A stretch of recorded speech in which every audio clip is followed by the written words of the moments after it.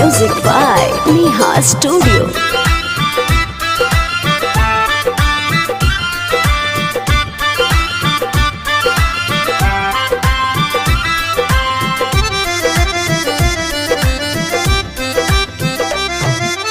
अरवल जिला पढ़ली गरनिया नहीं लगलौगे नौकरिया। पटना जिला पढ़ली गरनिया नहीं लगलौगे नौकरिया। जहानाबाद पढ़ली गरनिया लागी गेलौगे नौकरिया। आरा जिला पढ़ली गरनिया लागी गेलौगे नौकरिया।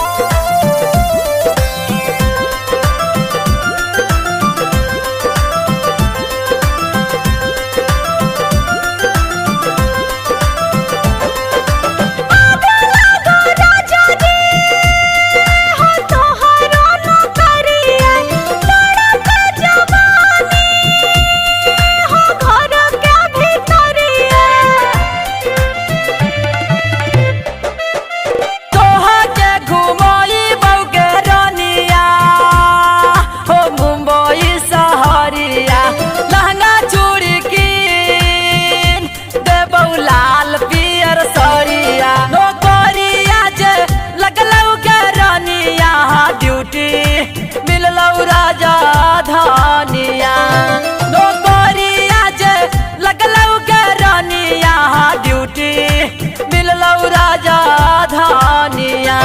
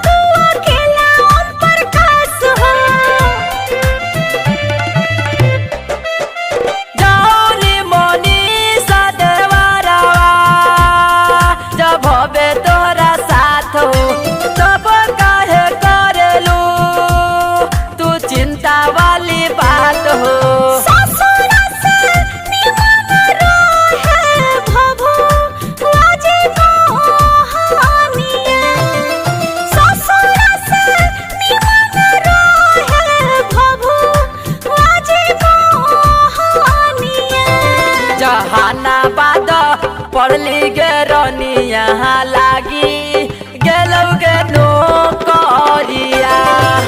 आरा जिला पढ़ली गरनिया लागी गेलौगे नौकरिया।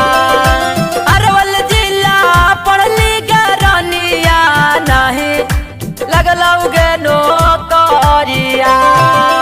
पटना जिला पढ़ली गरनिया नहीं लगलौगे नौकरिया।